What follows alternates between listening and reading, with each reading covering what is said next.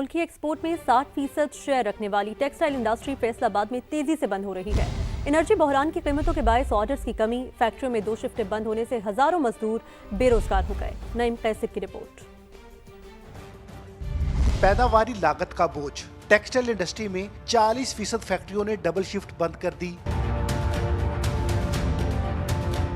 Bangladesh, Vietnam और दीगर मुकाबले के ममालिक से जायद बिजली और गैस की कीमत होने की वजह से सनतकारों के लिए यूरोप और अमेरिका से आर्डर्स लेना मुश्किल हो गया। एक्सपेंसिव है एनर्जी, और दूसरा जो है वो एनर्जी तवत्तर के साथ हमें मिलती नहीं है।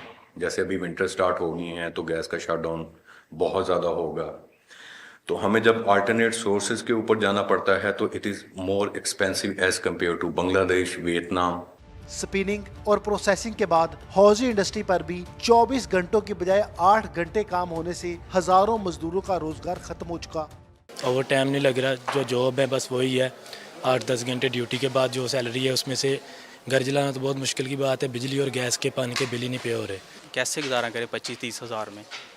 घर का किराया दें, बिजली का बिल दें या राशन डालें घर में। हमें भी हर वक्त यही टेंशन लगी रहती है कि कहीं पे हमारा खुदा ना खासा दाराना बंद हो जाए। तेजी से बंद होते कारखानों के बायस चलती फैक्ट्रियों के मजदूर भी किसी भी वक्त फैक्ट्रियां बंद होने के खौफ से जहनी दबाव का शिकार हैं। कैमरामैन कदीरुर रहमान के साथ नईम कैस, समा, फैसलाबाद। मुसलसल एक्सपोर्ट कम होने से फैसलाबाद में टेक्सटाइल इंडस्ट्री की पैदावार में 40% तक कमी आई, जिसकी बुनियादी वजह मुकाबले के ममालिक से एनर्जी की कीमत 15 से 20% ज्यादा होना है।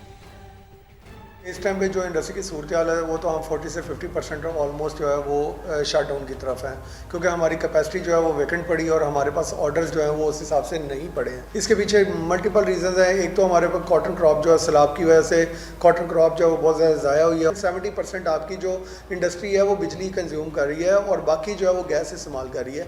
और अनफॉर्चुनेटली पाकिस्तान में जो रेट है वो 11 सेंट है। बांग्लादेश, वियतनाम, कम्बोडिया ये ऑलमोस्ट 7 से 9 सेंट के दरमियान में रहते हैं। और गवर्नमेंट से हमारी दरख्वास्त ये है 9 सेंट पे अगर बिजली आ जाएगी तो हमारे लेवल प्लेइंग फील्ड मिलती है। बांग्लादेश, वियतनाम, चाइना, कम्बोडिया ये जितने भी ममालिक हैं जो हमारे कंपेटिटर्स हैं उनके साथ हम इजीली कंपटीशन कर सकते हैं।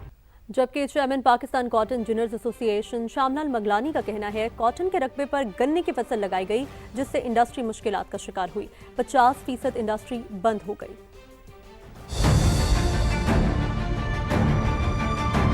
कॉटन जो हमारे पास कोई 10-12 साल पहले तक तो कोई 13-14 मिलियन की क्रॉप होती थी, जो अब श्रिंक होते होते कि 5 से 6 मिलियन की क्रॉप रह गई है। जो कॉटन ग्रोइंग एरियाज है वहाँ पे इन्होंने इंटेंशनली जो है ना कॉटन अपना शुगर केन को प्रोमोट किया है। शुगर